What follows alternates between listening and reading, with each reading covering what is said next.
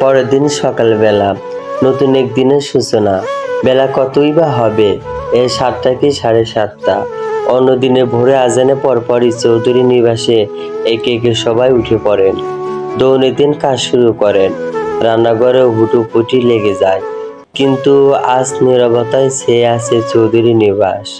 ভোরের দিকে বাড়ি ফেরায় কেউ উঠতে পারেনি, তবে একজন মানুষ ঘুমানো তো দূর, স্থির হয়ে বসতে অবধি পারেননি।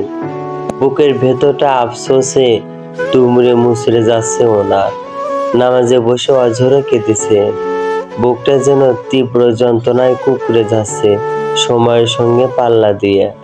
দীর্ঘদিন চেপে রাখা আফসোস নতুন করে ক্ষত দগদগে করে তুলেছে। আর ওনার আফসোসের আরেক নাম ইয়াসির। হ্যাঁ, সত্যি সত্যি ওনার আফসোসের নাম ইয়াসির।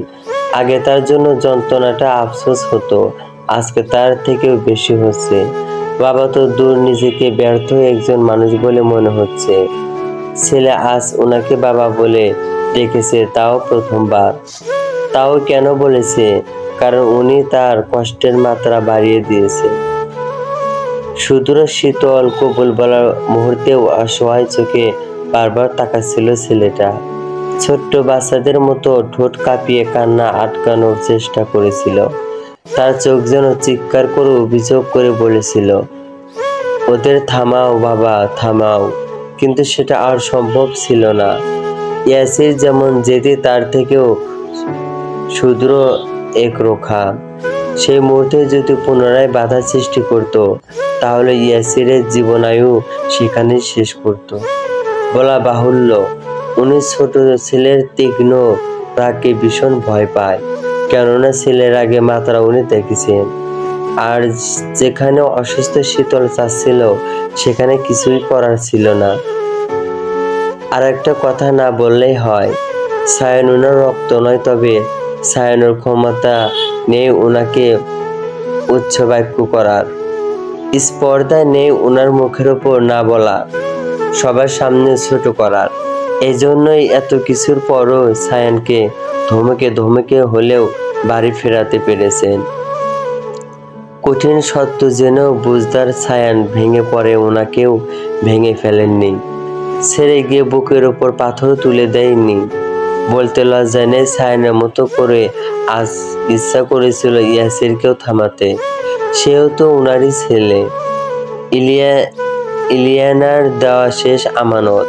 মন চাচ্ছিল মান অভিমান ঠিক বেঠিকের হিসাব তুলে যেতে, ওনার ছেলে বলে সারা পৃথিবীর কাছে পরিচয় করাতে।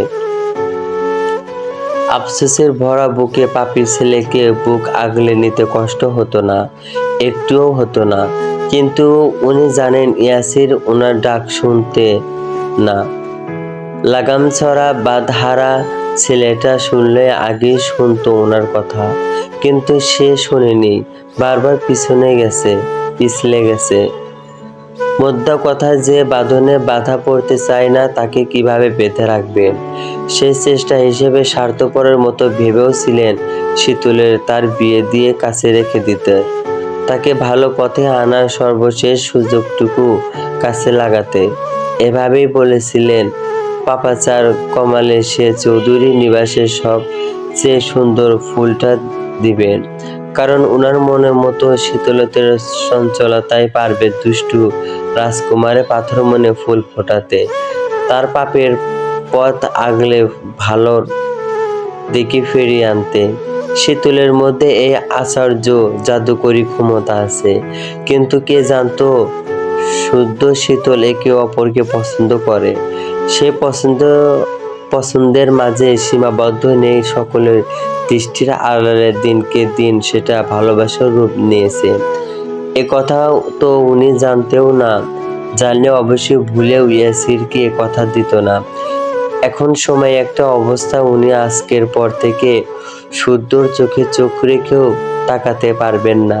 ছেলেটা হয়তো ওনাকে জঘন্য বাবা বলে মনে মনে ঘোষণা করেছে, করাটা স্বাভাবিক, যদিও আজ বলতেই হয় এতদিন নিজের নৈতিকতা, কর্তব্যপরায়ণতা, নিষ্ঠুরচার নিয়ে গর্ব ছিল ওনার।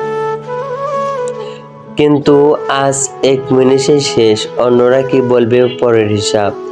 এখন নিজের মনই চিৎকার করে বলছে, তুমি বাবা হিসেবে খুব খারাপ শারাফাত চৌধুরী, খুব খারাপ।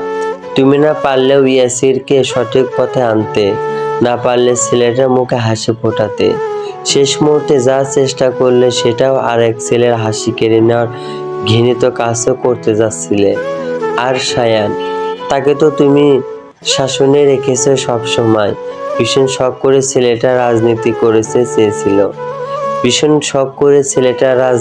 করতে চেয়েছিল, সেটাও তোমার বাধা। তুমি বাবা হওয়ার যোগ্য না শারাফাত। বাবার অন্তত এরকম আচরণ করে না। নিজের মনের কথা শুনতে আরাফাত চৌধুরী মলিন হাসলেন, না চাইলেও চোখের পানি ঝরঝর করে ঝরে গেল। ক্লান্ত শরীর এলিয়ে দিয়ে এক দৃষ্টিতে তাকিয়ে রইলেন ঘৃণানামান সিলিংয়ের দিকে।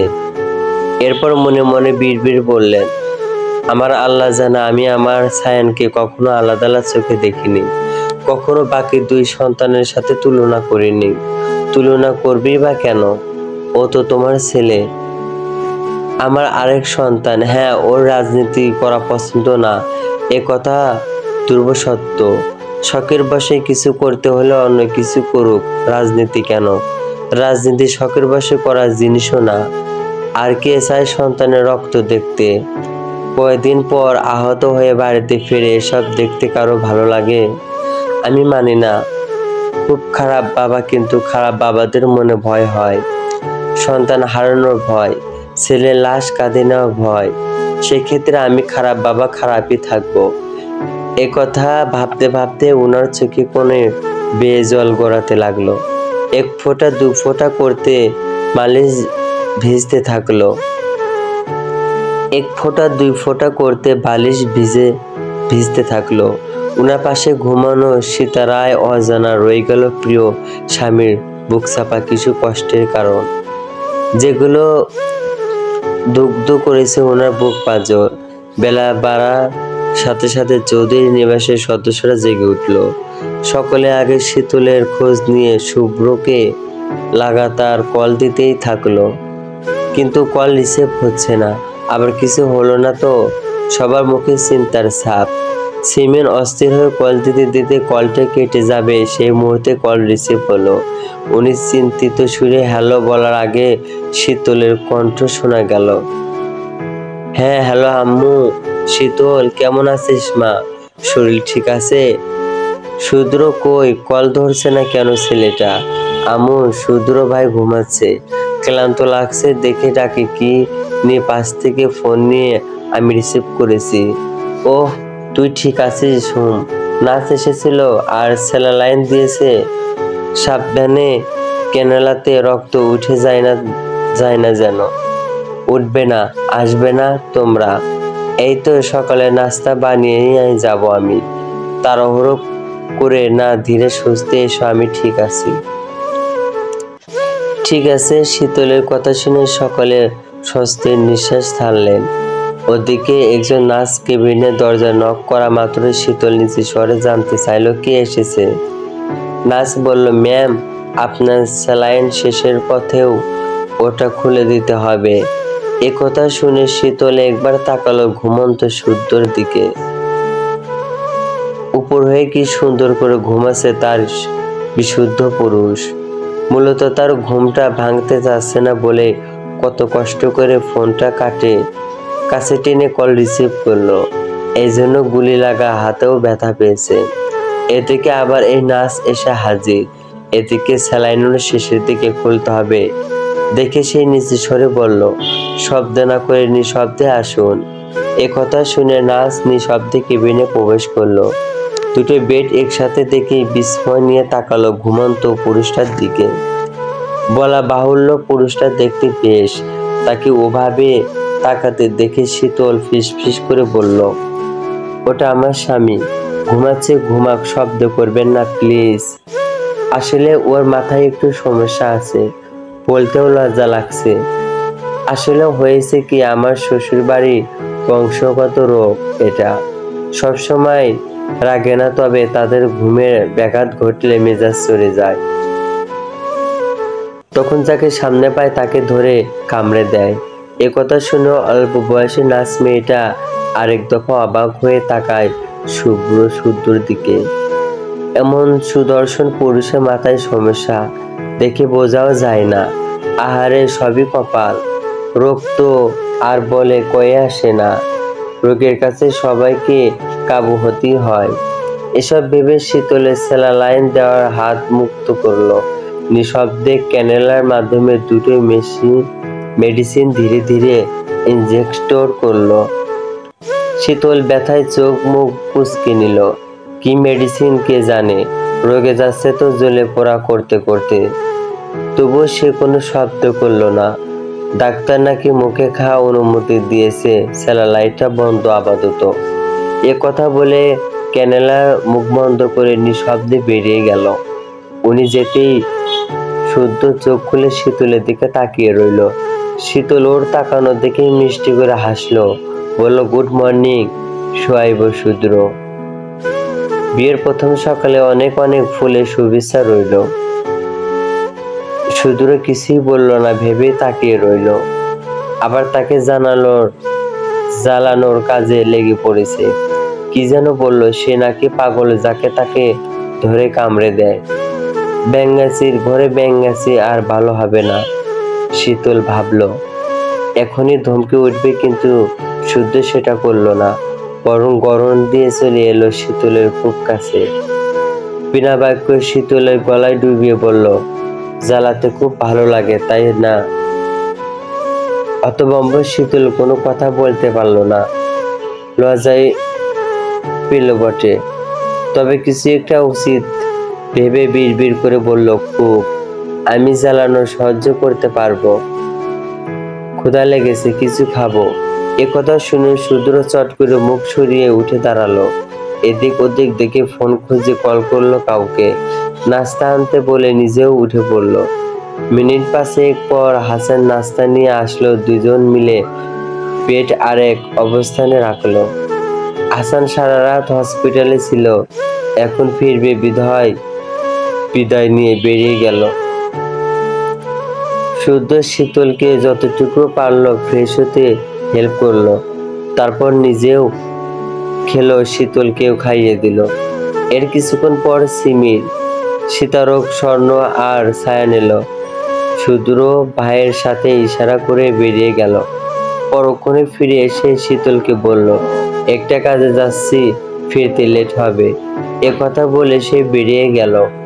কোথায় যাচ্ছ, কেন যাচ্ছ, সেসব কিছুই বলল না। সারাদিন কোনো খোঁজও পাওয়া গেল না। ফিরল একেবারে মধ্যরাতে, তখন শীতল ঘুমাচ্ছিল। বিকেলের দিকে সাউরান চৌধুরী এলো। সিমির আর সীতারকে ওনার সাথে বাড়ি পাঠিয়ে দিল ছায়ান। সে আর স্বর্ণ হসপিটালে থাকলো। শুদ্র ফিরল। তারা দুজন বাইকে করে নিজের মতো সময় কাটিয়ে বাড়ি ফিরল। এভাবে দেখতে দেখতে প্রায় 4 দিন পর শীতলকে রিলিজ দেওয়া হলো। ভালোই শীতল মুক্ত পাখির ন্যায় এক আকাশ সমান খুশি নিয়ে বাড়ি ফিরে গেল। তবে মেডিসিন চলবে, প্রচলিত কথায় আছে, সময় হচ্ছে বহমান স্রোত, যা চলে নিজস্ব গতিতে। সেই সময় অঙ্ক কষতে পেরিয়ে গেল একটা মাস। একটু দুর্বল হয়েছে একের পর এক ধীরে আসা ঝড়। মলিন হয়েছে হারানো কিছু ব্যথা, কিছু শত উন্মোচিত হয়েও বন্ধন হয়েছে আরো দৃঢ়। বলা বাহুল্য, এই 1 মাসে পূর্ব মতো চাঙ্গা হয়ে উঠেছে চৌধুরী নিবাস। মুছে গেছে হতাশার গ্লানি। স্মৃতির পাতায় যত্নে অযত্নে বন্দী হয়েছে কিছু মিষ্টি মুহূর্ত, কিছু তিক্ত অভিজ্ঞতা। এখন চৌধুরী নিবাসও খুনসুটিতে মুখরিত। রুটিন মাফিক সবাইকে ব্যস্ত হতে হয়েছে দৈনন্দিন কাজে। তবে শীতল বাড়ি ফেরার পর শুদ্রকে বাড়িতে খুব কম সময় পেয়েছে। সে কখনো আসে কখন যায় বলা মুশকিল। তার কিসের এত ব্যস্ততা কে জানে। সারাদিন কোথায় যায় কি করে তাও বলে না। খুব জোর করলেও মলিন হেসে বলে, দোয়া কর যা হারিয়েছি সব যেন ফিরে পায়। আমার কষ্টের ফল যেন আমারই কাছে ফিরে আসে। তার কঠিন কঠিন কথার মানে কিছু বোঝে না সে। তাকে ড্যাব ড্যাব করে তাকিয়ে থাকতে থেকে শুধু হাসে। আসলে ল্যাবও চুরি হওয়ার কথা সে কাউকে জানা নেই। কি দরকার শুধু শুধু তুই চিন্তা করবে? চিন্তা করে তো লাভ কিছুই হবে না। মদ্দা কথা, চুরি হয় সে ল্যাব বন্ধ করে দিয়েছে। চোর যখন একবার গৃহস্থের বাড়িতে চুরি করার সুযোগ পায় তখন সে বারবার ফিরে আসে। নিজেও না আসলে ওর অন্যকে পাঠায় কাজ উলুস করতে। আর এই সুযোগ কাউকে দেওয়া যাবে না। এরপর সে ওই ল্যাব কি করেছে সায়ন আর তার ফ্রেন্ডটা ছাড়া কেউ জানে না। আজও সারাদিন পেরিয়ে রাতে ফিরল শুদ্র। সবার সাথে ডিনার সারল। শীতল অভিমানী চোখে কয়েকবার তাকালেও কিছু বলল নি শুভ্র। আর তাদের বিষয় হওয়ার পরেও এক রুমে থাকা না থাকা নিয়ে কেউ কিছু বলেনি। ওদের মর্জির উপরে ছেড়ে দেওয়া হয়েছে। কেন জানি শুদ্র ও শীতলকে তার রুমে থাকার আহ্বান জানায়নি। অগত্যা পূর্বে যেমন ছিল এখনো তেমন চলছে। তবে কয়েকদিনে শীতলের মতো বড্ড অভিমান জমেছে। কেন জানি মনে হচ্ছে শুদ্র তাকে ইগনোর করছে। নয়তো এত কিসের কাজ তার? একটু সময় দিলেও কি হয়? আগের কথা এখানকার কথা কি এক নাকি? এখন মনে রাখা উচিত না তার ঘরেও একটা বউ আছে। বউ তাকে ভীষণ মিস করে, সঙ্গ চায়, জ্বালাতে চায়। অহেতুক বকবক করে কান ব্যথা জ্বালাপানা করে দিতে চায়। তাও না খালি কাজ করার আজ। এসব নানান কথা ভেবে রাতে খেয়ে শীতল মলিন মুখে উপরে যাচ্ছিল। তখন সীতারা তাকে দাঁড় করিয়ে বলল, শীতল, উপরে যাচ্ছিস? মা, হুম। কিছু বলবে বড় মা? খেতে বসে দেখলাম শুদ্র বারবার কপালে হাত দিচ্ছে। ছেলেটার মাথা ব্যথা করছে বোধ হয়। কফি করে দিচ্ছি, ওর রুমে পৌঁছে দিস তো মা, দাও। এ কথা বলে সে পাশে এসে সীতারার পাশে দাঁড়ালো। সীতারা আরো চোখে শীতলকে একবার দেখে গলা খাকারি দিয়ে বলল, কাজে চাপ বেড়েছে তাই সময় দিতে পারছো না। কষ্ট পাস না মা। এ কথা শুনে শীতল ধরা গলায় অন্যদিকে তাকিয়ে বলল, কিন্তু কষ্ট হচ্ছে বড় মা। তোমার ছেলে ইচ্ছা করে আমাকে ইগনোরেন্স করেছে। কেন করেছে জিজ্ঞাসা করেছিস? না, গিয়ে জিজ্ঞাসা কর। একথা বলে সীতারা শীতলের হাতে কফি ধরিয়ে দিল। শীতল যাওয়ার জন্য পা বাড়াতেই সীতারা তাকে ধরে থামিয়ে দিল। গলা খাকারি দিয়ে আমতা আমতা করে বলল, আগে তো শাড়িটা পরতি, এখন পারিস না কেন? শাড়ি পরলে তোকে কিন্তু ভালোই লাগে। কফি ঠান্ডা হয়ে গেল, খ্যাস খ্যাস করবে, দিয়ে আসি যা। একথা বলে শীতল মুখ ভেতা করে চলে গেল। সীতারা স্বর্ণকে ইশারায় কাছে ডেকে কিছু বলে তাকে দ্রুত উপরে পাঠিয়ে দিল। স্বর্ণ দ্রুত পায়ে গিয়ে শীতলের হাত থেকে কফির মগটা নিয়ে তাকে রুমে যেতে বলল। শীতল ধরা গলায় বলল, আমি দিয়ে আসি না আপু, প্লিজ আমাকে দাও। তুমি আমার রুমে যা, আমি আছি। একথা বলে স্বর্ণ শুদ্রকে কফি দিয়ে শীতলকে লাল ও কালো মিশেলের জর্জেট শাড়ি পরিয়ে সাজিয়ে দিল। লম্বা চুলগুলো ছেড়ে দিল। টানা টানা চোখ কাজল দিয়ে দিল। হাতে দিল এক গোছা লাল ও কালো মিশেলের চুড়ি, কপালে ছোট সাদা পাথরের টিপ। তারপর বোনকে ধরে শুদ্র রুমের সামনে দাঁড় করিয়ে দরজা নক করে দ্রুত পায়ে সরে পড়ল। শীতল এতক্ষণ হতভম্ব হয়ে তাকিয়ে দেখছিল বোনের কাহিনী। যখন সে বুঝল ততক্ষণে শুদ্রর দরজা খুলে ভুক উচকে তাকিয়ে আছে। এত রাতে তার সাজগোজ দেখেও কিছু বলল না, বরং দরজা থেকে সরে দাঁড়ালো। শীতল ধীরে পায়ে রুমে ঢুকলো। দরজা আটকে তাকিয়েই রইল শীতলের দিকে। এগিয়ে এসে দাঁড়ালো শীতলের মুখোমুখি। সে কিছু বলছে দেখে শীতল আমতা আমতা করে বলল, এভাবে তাকিয়ে আছেন কেন শুদ্র ভাই? আমার মুখে কি কিছু লেগে আছে? দেখি সরুন, যেতে দিন আমায়। কম্পিত সুরে বলা শীতলের কথাটা শুনল শুদ্র। তবে তার মধ্যে কোনো ভাবান্তর দেখা গেল না, বরং সে হিম শীতল চাহিনিতে পকেটে হাত গুজে এগিয়ে এলো দেওয়ালের সাথে ছিটিয়ে দাঁড়িয়ে থাকা শীতলের দিকে। হাত রাখলো শীতলের কান বরাবর, যেন কোনোভাবে পালাতে না পারে। তার মধ্যে গতি বুঝে শীতলের গাল দুটো লাল বর্ণ ধারণ করলো। জীবনে কম সিনেমা তো আর দেখেনি, তবে কিছু একটা আন্দাজ করে তার। গলা শুকিয়ে এলো, হাতের তালু ঘামতে থাকলো।